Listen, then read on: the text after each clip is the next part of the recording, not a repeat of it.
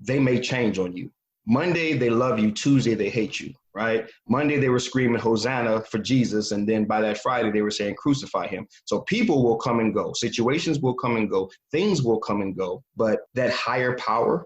Authentic Talks is all about authentic conversations. This show is all about growth, love, respect, success, mind, body, and spirit. If you're looking to grow and become your authentic self, then this is the podcast for you. And I am your host, Shanta. Welcome to the show. Hi, you guys. Welcome back to Authentic Talks. I'm really excited that I had the opportunity to sit down with this week's guest. Let me just share with you guys a little bit about him. He has been captivating audiences for over 18 years through his thought-provoking yet highly applicable messages. He has become known as the voice they listen to, as a trusted communicator in both the business and faith-based community. He continues to present innovative ideas that spark the imagination, inspires the soul, and cause for lasting life change. As the founder of I Am the Possible, he's also an author. He has 2 books titled What is Enough and The Corridor to Confidence. Please welcome Treveal Lynch to the show. Hi, Treveal. Hello, how are you? I'm doing good. Treveal, you have me excited. I feel like your energy is such good energy. I watched a video and I'm like, you know what? I don't even have an event scheduled, but I want you to come. I'm going to have to create something just so you can come and speak. All right, that'll work for me anytime. Before we get started, can you introduce yourself to the audience? Sure. My name is Treveal C.W. Lynch. I am a self-worth specialist, speaker, trainer, and author. I help people to see what they are so they can like what they see. I am the founder of a company called I Am the Possible, where we're really built on a philosophy that says that I and my possibilities, they are one and the same. Everything I hope to be tomorrow, I already am today. And so I just specialize in helping people to really accept themselves without the need for achievements, accomplishments, and attainments. Those things are awesome and they are, critical in our lives overall. But I find that there is a deep desire, almost a desperation in our society to truly be authentically, and that's why I love the title of your platform here, this authentic talk. I believe that people are searching for an authentic appreciation of themselves. And so that's what I want to help be of service to our society. Wow, that is really awesome. You have to share with us, how did you come to this place of knowing that this is your purpose? How did we get here? Yeah, well, you know what? I believe that in every story, there's always the point where we're broken, where we're discouraged, almost like a good movie, right? We start off with the drama, we start off with the problem. And then we at some point in the storyline, somewhere in the narrative, we find the solution. And what got me here was being broken, being, to myself and for myself, not whole, not complete, not feeling worthy. I like to tell people that I preach self-value because I know from a deep, intimate place, I know what it means to not have any. And so, a little bit about my background. Grew up in the Midwest, born in Chicago, moved to Ohio when I was 7. And that's really when the drama began for me. I'll just give you a quick chronicle. Between the ages of 7 and about 14, I began to stutter. Don't know where that came from. I was a skinny kid, up until 7, and somehow, some way, I just triggered this ability to just put on weight. And so I just became known as the fat kid in the school system. Didn't grow up with a father. Although my relationship with my father today is amazing, God has restored that. I grew up, being raised by my grandmother. So I didn't have my mother in my life in terms of her nurturing me. She was strung out for most of her years on crack cocaine, alcohol. And so that was just to kind of give you some of the backdrop, some of the emotional struggle and pain that I've gone through to kind of get me to that point where I did not see value in myself. I did not feel that I had any worth. And one of the things that I always share along with that story is there were two pivotal points that I can look back at now that I teach self-worth and value. Number one was at the age of 18, I had a full ride to college. And I remember being addicted to marijuana, sitting in the back of the class, and one Saturday receiving a letter that said, pretty much, you either shape up or we're going to kick you out. And my grandmother gave me the option. She said, hey, son, listen, here's what we're going to do. You either straighten up and go to school, or next Saturday, literally 7 days later, you're going to have to go. And I chose to drop out of college to go because I was so addicted to marijuana and I didn't have any personal value. For the next 2 years, I was this homeless house hopper. And I always tell the story that at my lowest point, I was sleeping on a roach-infested floor in a crazy crack-infested apartment building. And at night, I would just roll up my T-shirt and that became my pillow. So that's just a little bit. I have a million stories of what damaged my image of myself. And I believe that that set me up to be able to connect with people, to be able to empathize with people, to be able to really serve people that are currently in that state now that I've been delivered. Wow. Oftentimes, here's what happens. People want to know like your story because they want to know like, how can you help me? And people want to know that you've been through it, walked the walk, not just talking the talk type thing. And so that's why I feel like that story, you sharing your story is so important. Can you share with us like, what is self-worth? We're hearing a lot about it these days. And what exactly does that mean? Yeah, for me, self-worth has a few specific components to it, because I always like to dig and to kind of discover the word under the word, the message under the message, the idea under the idea. I always, kid with my children and my wife. I always tell them, hey, whenever my children ask me a question, I always say, okay, what's the real question? Because what you're giving me is just the question to ultimately get to the real question. So I just kind of carry that same philosophy with life. And so when I look at the term of self-worth, one of the philosophies that I share with people and I help people to really adopt, because we're going to adopt a philosophy or we're going to form one, whether we know it or not. So we are all philosophers. And so we're going to live by some philosophy. And so one of the things that I share is that the greatest form of self-development is self-discovery. And one of the things that I've discovered around self-worth or about self-worth is that worth is intimately connected to want. If I don't want something, then it's not worth anything to me. And so with that in mind, I say self-worth begins with not only self-want, but it begins with you discovering that you are wanted. See, everybody in the world has this overarching agenda. We want to, number one, we want to survive. We have a survival mechanism built into our DNA. We want to survive. We'll do anything when our back is against the wall. We're going to survive. So we're survivalists just by nature. But the second most important agenda in our lives is acceptance. We want to be accepted. We want to fit in. Thus, we want to be wanted.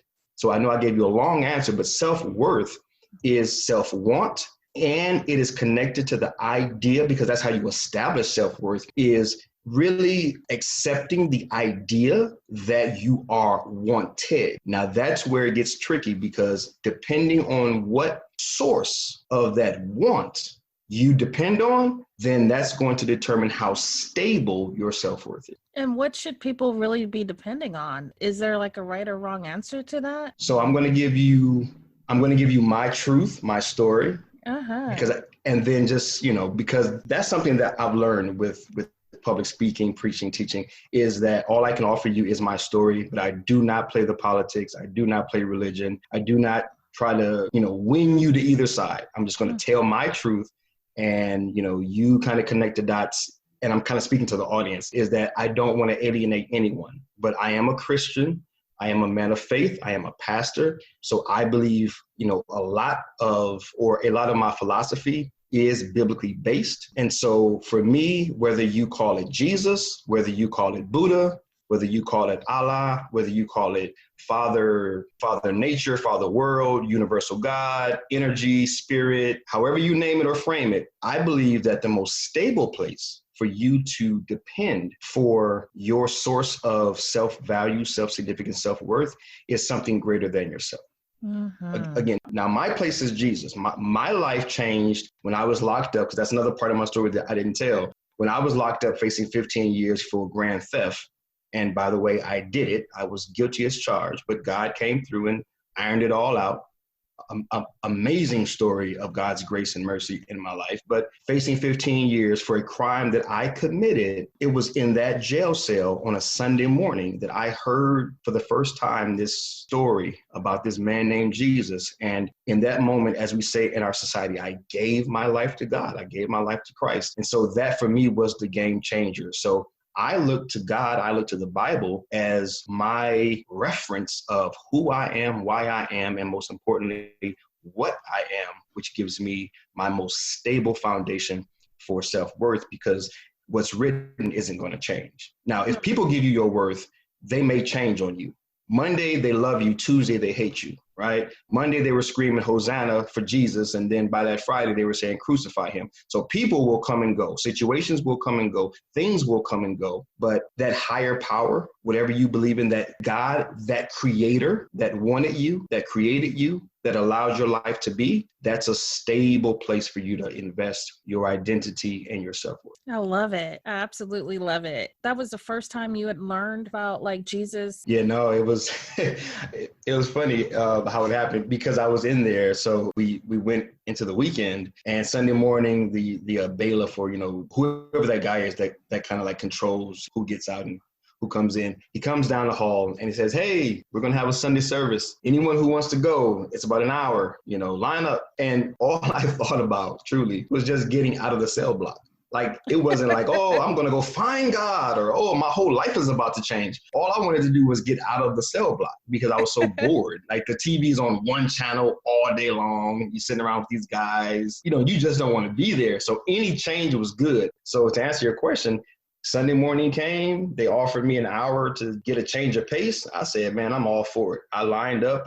They took us down the hall. They put us in a room, and there was about 3 or 4 women that had come from a local church. And they're the ones that kind of opened up the Bible in front of us, because we were all at these tables, and they kind of stood up at this chalkboard and they just shared about Jesus. And I mean, obviously I had heard the name of Jesus, and I had passed by churches, walked by churches before, but that was the first time that it was maybe articulated to me in a way that I was acceptable. I was wanted. I was loved. He was available. Right. If I chose to embrace him as he was embracing me, I think kind of that was the difference. That was the first time that I heard it kind of put that. Mm-hmm. Wow, that's awesome. And so you have I am the possible. I am the possible. You have to share with me how you came up with that.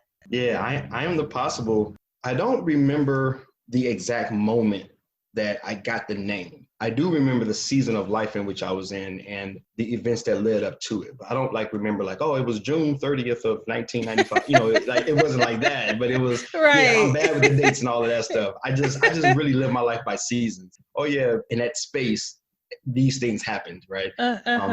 Yeah, so, but no, where it really came from was, and it's so funny because I just shared this story on a Facebook Live that I was being interviewed on, and I got such a massive response. And it's the darndest things, the things that you think are so awesome, and you're about to share these prophetic and amazing things. And then it's the most simple things that just blow people away. And I'm like, wow. So I Am the Possible came from, I had been asked to preach at my church, and I was preparing for a message. For whatever reason, I had to do some research on the life cycle of a butterfly. And a life cycle of a butterfly has 4 different stages to it. And I was cross-referencing this with the Bible story of Gideon out of Judges chapter 6. And so Gideon was a man who was very afraid, very timid. And the Midianites at that time were just running all over his family, running all over his tribe, and just tearing up the land and just terrorizing these guys.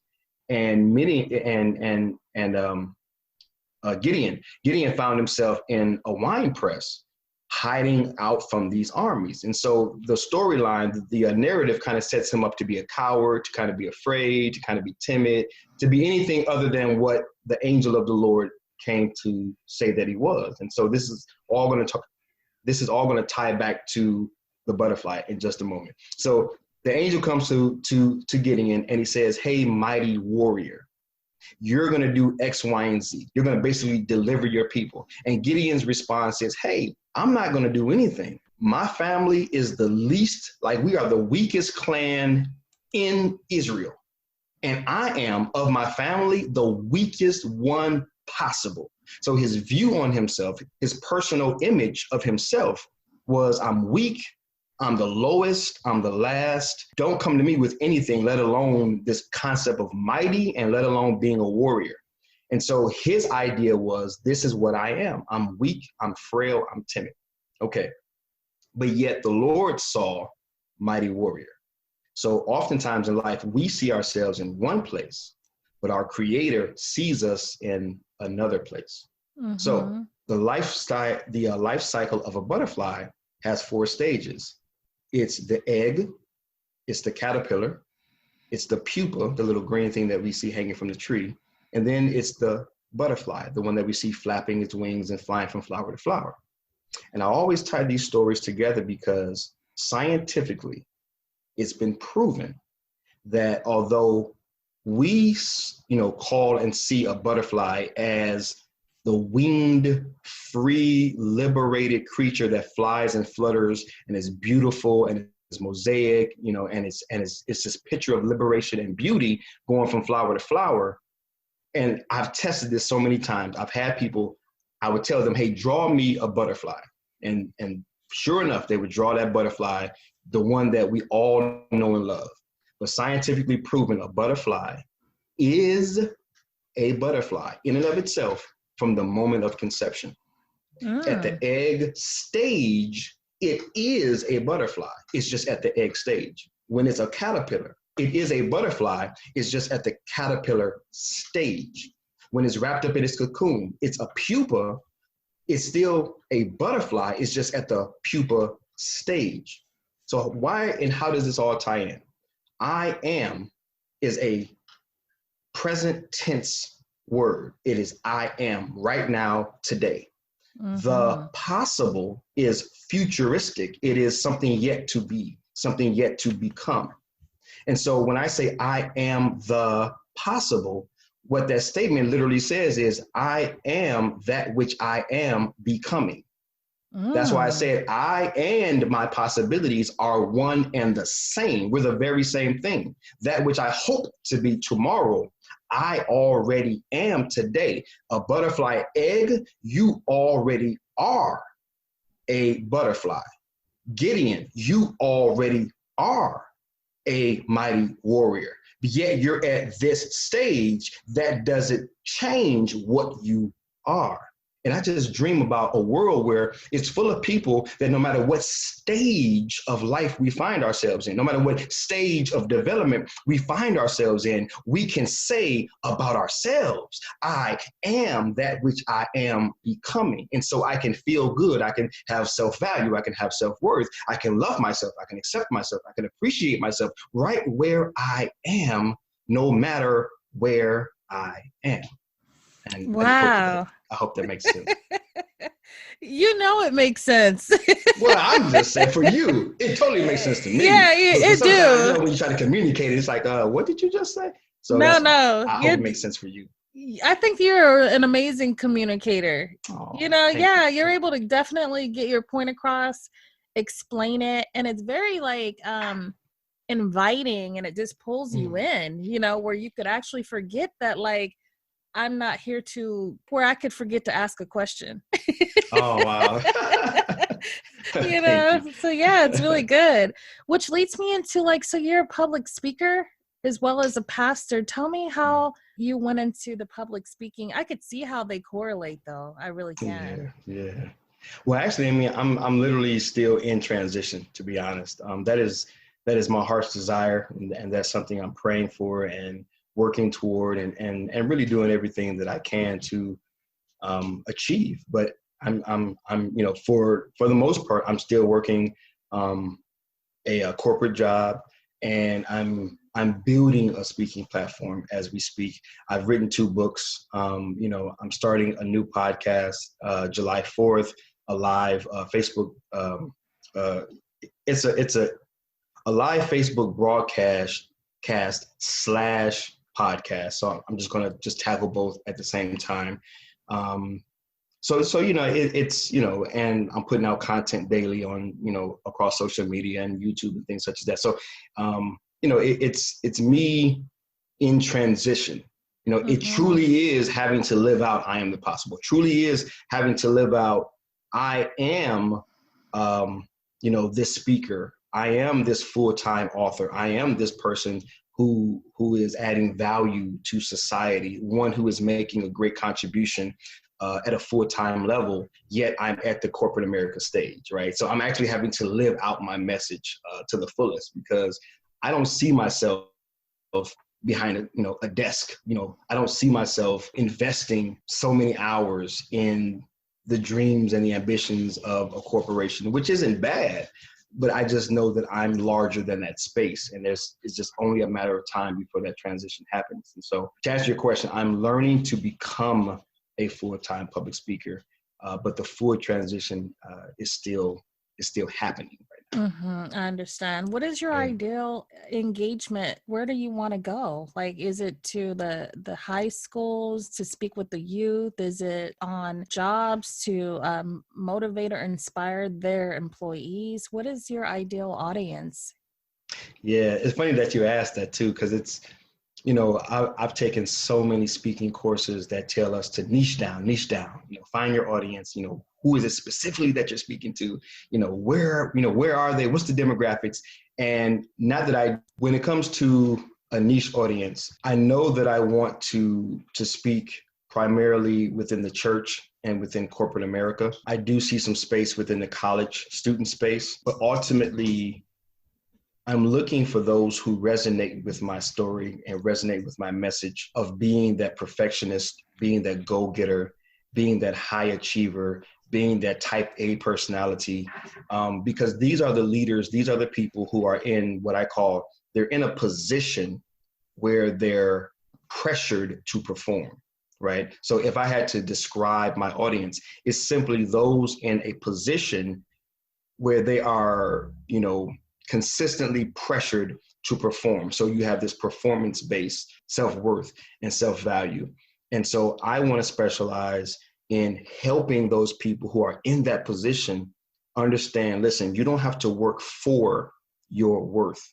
You can work from your worth, right? You don't have to work for your sense of significance. You can start from significance, right? Significance and worth and value, those things should not be our finish line. Those things should be our starting blocks. And so I see less stress happening. I envision less anxiety happening, right, in the workplace, in corporate America, because that's where I am now. And I see people stressed out of their mind. I see people taking vacations.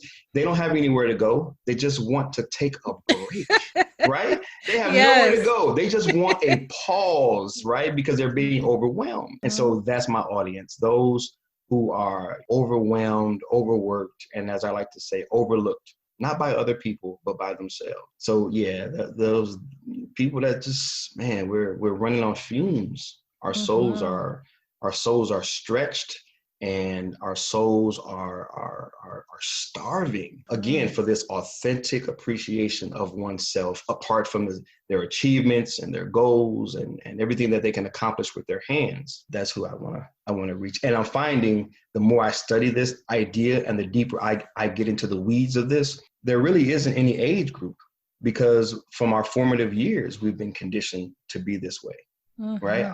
I always tell people, before we had a chance to learn how to walk, we're off to the races. It's what do you want to be when you grow up? Well, dude, can you teach me what I am today? Like, dude, like, man, like I'm like 7 years old. So what do you want to be when you grow up, Treveal? Well, bruh, how about you educate me on what I am? How about you teach me to love myself for what I already am? Then we can build from there. But that's not our society. Our society says, nope, as soon as you can comprehend what we're saying, achieve, gather, get, conquer, win, grind, it's do. So true. Like, come on, man. You ain't even helped me lay a foundation, dude. So, level up. Dude, I say level down. level down, stop leveling up, level down, build a foundation, learn what you are, where you are. Then you can do all of that stuff. What kind of a parent are you? If someone asks you, like, Yeah. if your kids could say like what type of father you were to them today, how do you think they would describe you? Depending on who you ask, they would say intense, they would say passionate, they would say loving, they would say engaged, they would say, they may be kidding around or something like that, and may say, I'm hard on them, but I don't think that I am. I don't think that they may even say that. But yeah, those would be the ones. It would be passionate. It would be direct. They would say that I'm an honest father. One of the things that I practice is I'm not going to ask you to do something that I'm not first willing to do myself. And so I really try to practice humility and really be an example of what I envision for them to be in terms of their values and qualities and attributions, not so much trying to steer them in any given direction, but just more of like, what are those internal qualities that I would love to see you demonstrate and to embody, right, within your life? I think they would have good things to say. Yeah, I'm pretty sure they would too. So you wrote 2 books. Tell me about that process. What was that like? And then let's talk about like each one of them. So the process of writing the why, which I believe is, if not the most critical thing, at least one of the most critical things, is that books will outlive me. Content will outlive me. That was really the reason that I wrote things, because I have so much in my heart to share, so many things that I want to say. I know that I'm limited, not only in my years on earth, but I'm limited in my ability to be in any one, space. And so a book can travel. A book can get to Africa before I can. A book can get to Japan before I can. So that's my why, was to take everything that was in my heart and to get it on paper, to be able to get it to anybody at any given time. And so as I do interviews or as I have speaking engagements, I'm able to give away books or, leave books behind or sell books. And otherwise, everything would still be bottled up and contained within me. And I believe that that's a disservice, because I believe that, God's given me a message that someone needs to hear. So that would be a really big disservice. But the process, I always say it's really just about really just pouring out organically, naturally, the things that are bottled up within. I know that the audience can't see, my face or anything, but just like this bottle that I'm holding is full of, water, that's full of content. And so for me, the writing process is just simply spilling out everything that's within into these pages, and then having someone that has a skill set in structuring storylines and narratives and proper grammar. Because, when I write a book, I'm just going to dump. I'm just going to give you raw emotion. I'm just going to dump. I'm just going to say it as if I'm talking to you. And I always want to keep that same energy. Many people have commented who've read my book and provided reviews, which I really love. They say that it sounds like I'm having a conversation with them. And that's always been my intention. I work with editors that keep that element within the pages, to not strip away that element that I'm having a conversation with the reader, knowing your why am I even writing this? Why am I even doing this? And it's because I want to be a contribution long-term, far beyond my years. And then the other thing is, again, to be of service. I want to maximize my service while I'm here. And one of the ways I can do that is to package the ideas and package the philosophies so that anyone can access them, because we're all on Amazon anyway, so they can stumble upon it, or they can be given a link to go to Amazon to be able to. We're still going to talk about the book. I have to share this with you. I was taking this class, and in the class, there was a homework assignment where we had to write our obituary. All of us are kind of like not really knowing what we signed up for. They wanted you to lay on the table. Someone read it in past tense, like Shanta was, and she did this, and she did that. It is so hard to put it, articulate it in words, but I tell you what it did. Exactly what you're talking about. You want to leave something like a book is forever. It can be passed down from generation to generation. You're taking all of what you have inside of you and you're pouring it out. And after that day, I thought, I need to do more with my life. It was an experience that I don't know if it's meant for everyone to have, but I tell you, it left me with this feeling of like I want to live my life to the fullest. And I want to, because it took your mind in that place that you never get to really go. Mm-hmm. So yeah, when I was listening to you share about why you wrote your books, it reminded me of that day. Although it's kind of different, but yet. Wow. That's powerful. Wow. Yeah, that was it was an uncomfortable thing to have to go through. It was life-changing, I would have to say. And so, yeah, like I was saying, whenever I think about when you were sharing about your why long after you're gone, your books are going to stand the test of time. You know, like people will still be reading them. They'll still be talking about I am the possible. And, that's right. you know, so yeah. So what is the name of your book? The newest one is called What is Enough? How to Lighten Your Load and Find What Makes You Happy. And that book is written to the audience that we were speaking about earlier. You know, those who are asking the question, really asking that question, what is enough? I always say it's written to the person who, like myself, right? You really write, and that's something that I learned, is that you really write for yourself. Writing is therapeutic. I didn't know that until I finished my second book, but it's really therapeutic because you're really writing to yourself, and you really need to continue to read your own book, because it's not like you become this expert to where you're no longer in need of it. It just helps you to kind of close out the chapter of life that you're in currently. But it's for the person who's asking the question, you know, as a father, as a mother, am I enough for my children? Right? It's the husband that says, am I enough for my wife? It's the wife that says, am I enough for my husband? It's the corporate executive. Am I enough for this company? You know, we all can put it in our own context. We can all name it and frame it for our lives, but we're asking that internal question, what is enough? Because sometimes we're so wrapped up in what I can do, what I can achieve, have, accomplish, in order to satisfy this internal starvation. I like to call it the hunger of the human heart. We're all hungry. We all have an appetite for our own appreciation and acceptance. And many times we go about satisfying that appetite through our own efforts, through our own work. And so it's written to the person who finds themselves at this stage of life, sweating, struggling, striving, doing everything they know to do to feel like they're enough, and they keep coming up short, because the problem, that vicious cycle, is that you'll never be able to do enough to be enough. You're already enough. So it's the accomplishment that you'll never accomplish. It's the achievement that you'll never achieve. It's the attainment that you'll never attain, because you're trying to get something that you already have. In fact, you're trying to get something that you already are. So it's impossible to get it because you are it. And you're like, man, what?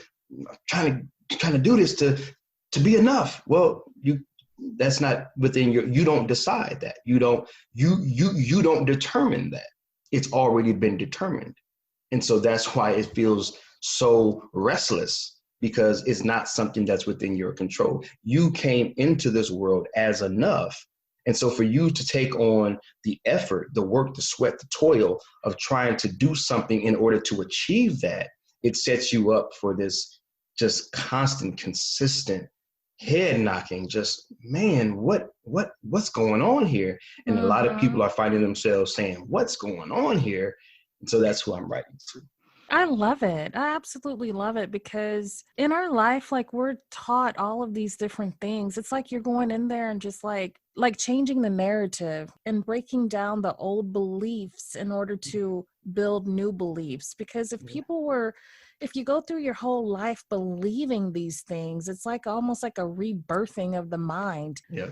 Can we buy that shirt that says I am the possible? So we're in the process of securing someone that's new, not yet, but soon to come. That means we have something else to look forward to. As far as like some gear, I Am Possible, I could see it. When I seen it, I was like, oh shoot, I could see me rocking a I Am the Possible shirt, you know? That's my husband said, yeah, me too. I was like, okay, cool. yeah. Hey, so we that's both, encouraging. What is enough? Yeah, they can find it on Amazon. It's definitely there. Yes, you can get it on Amazon, but I always encourage people to go to my website because there's still a link there that will take you directly for the purchase.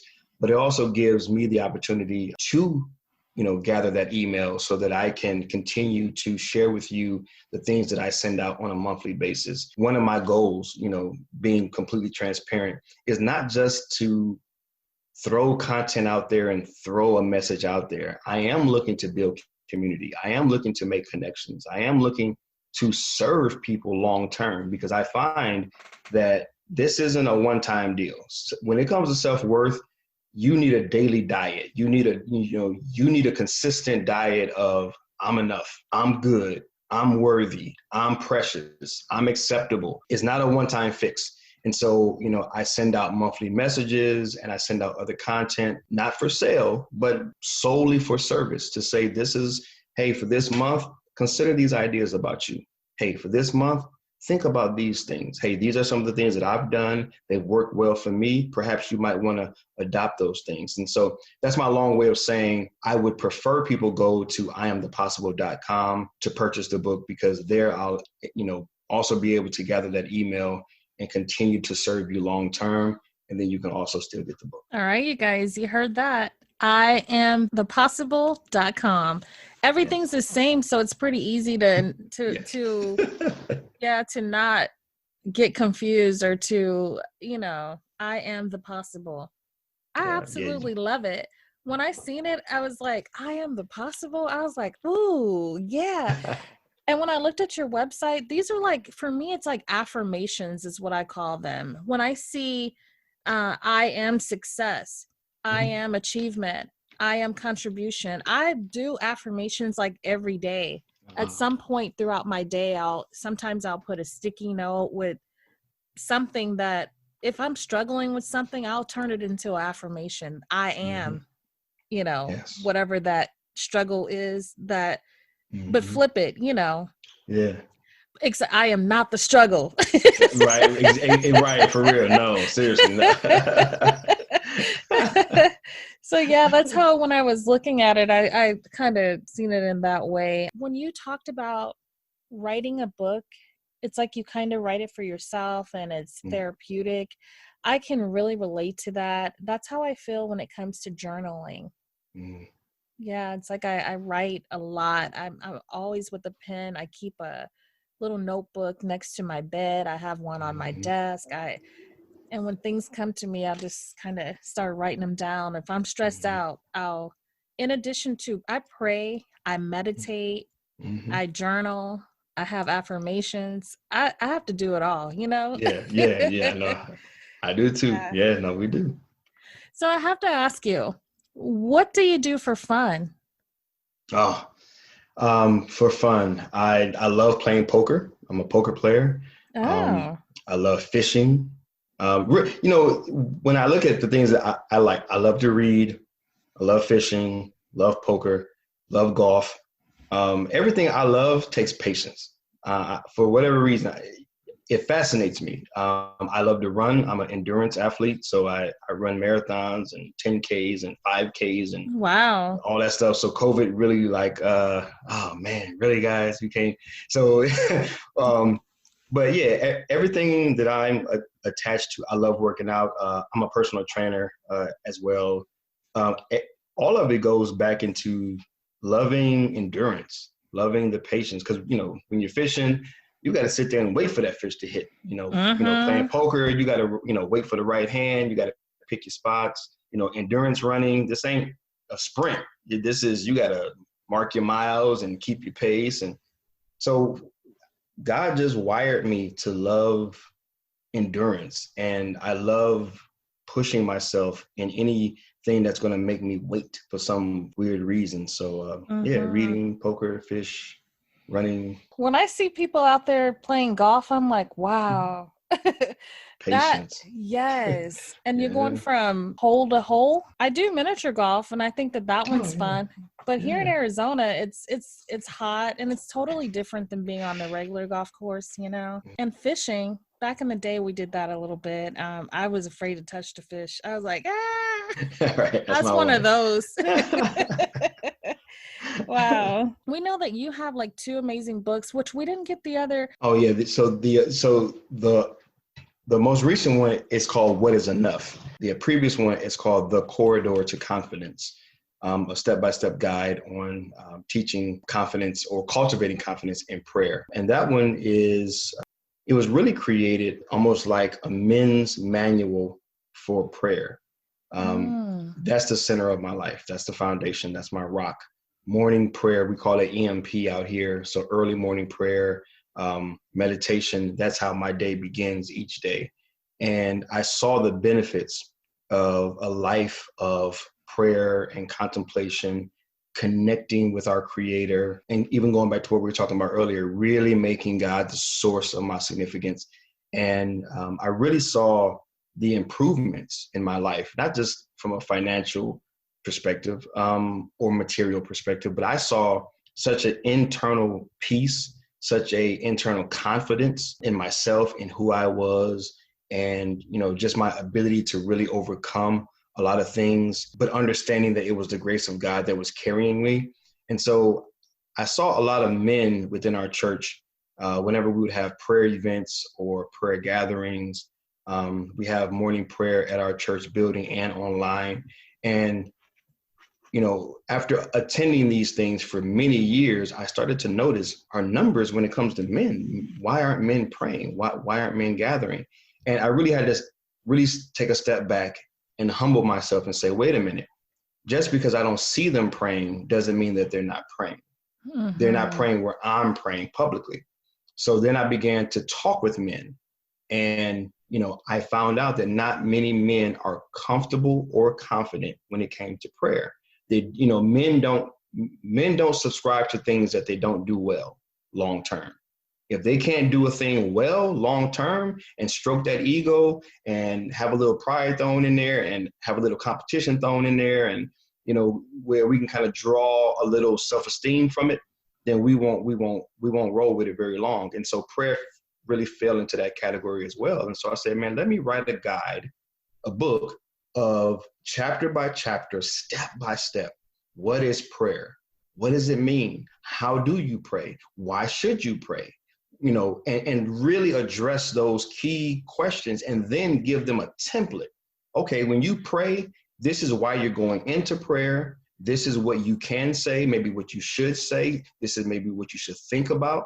And then next, and then next, and then next. And I really just laid it out in a systematic way for any man to follow it. The chapters are super short, 2 to 3 pages long, because I didn't want to overwhelm anyone, but I just wanted it to be a really quick, easy read to build up confidence in prayer. Do you think that there is a wrong way to pray? No, I believe that there's no wrong way to pray. I do believe that when I say that there's no wrong way to pray, what I'm addressing is the practice, right?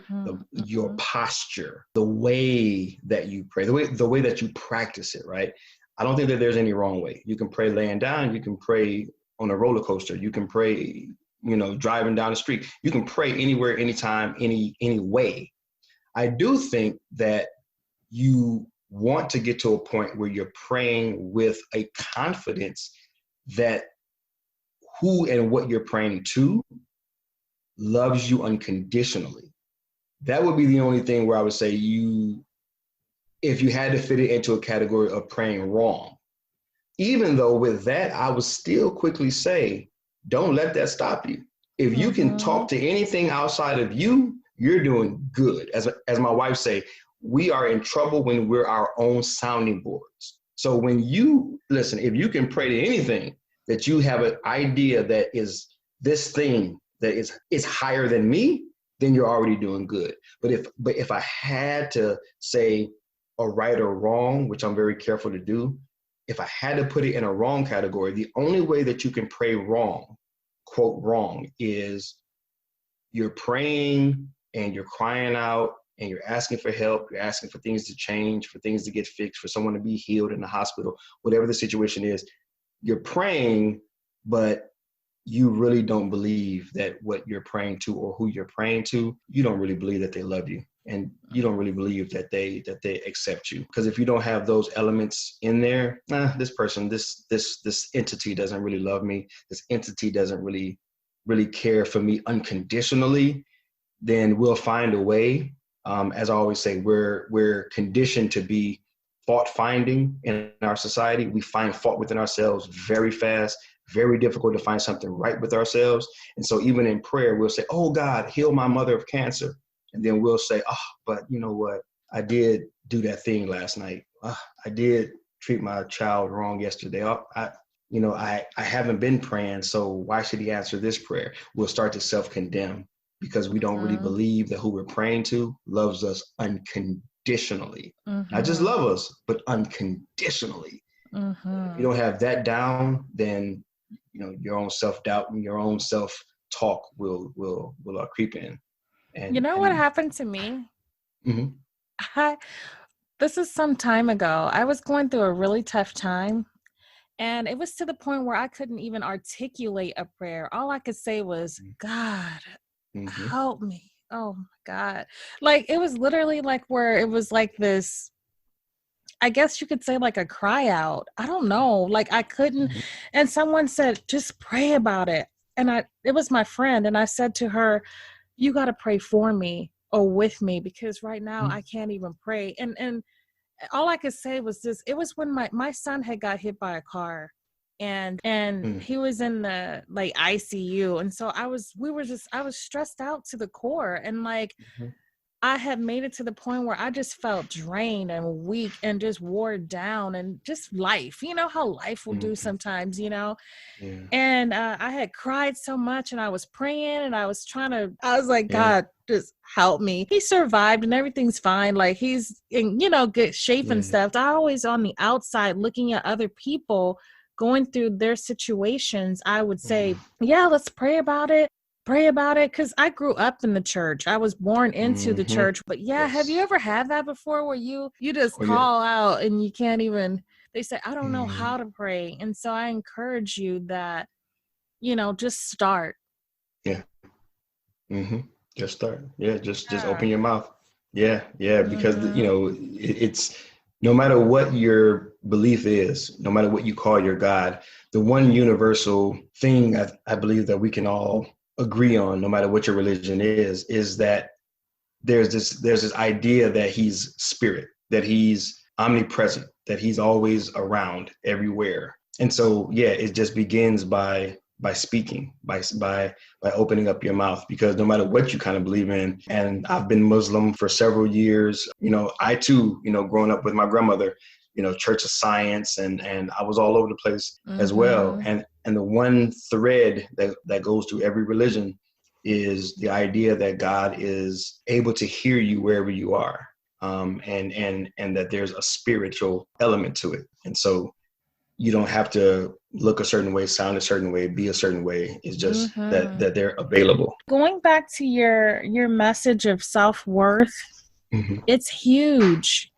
I absolutely love it, because we need that. Yeah. When we don't know our worth, there's so many things that can just get so messed up. You know what I mean? Yes. The decisions that we'll make and all of that. So I absolutely love it. Going back to your podcast, when can people expect to find you on the Facebook Live? And the podcast that we're creating now, the podcast piece, I'm not for certain when I'll have that component up and running in terms of, Apple iTunes and Spotify and things such as that. But the Facebook live broadcast portion of it, because I'm just going to literally use the footage from the Facebook Live broadcast from my page with the software that I have. I'm going to download that and then dump that into podcast form for those who would prefer just to listen kind of on the go. But that's going to start up July 4th. That's 7 a.m. every Saturday, Pacific Standard Time. So my time, California time, 7 a.m. I believe East Coast time would be 10 a.m. And so that's every Saturday, 7 o'clock on my Facebook, both Facebook pages. So on my on my actual public page, and then my business profile page. It'll be streaming live. On Facebook, it's still under my name, Treveal C.W. Lynch. However, the way that I've set up my profiles is if you just type in I Am the Possible, then it's going to bring up all of my profiles. Yeah, you have good energy. Keep going. Don't stop. Don't give up. Don't ever get discouraged. Stay encouraged and keep on going. I absolutely love it. I really do. And I'm not just saying that.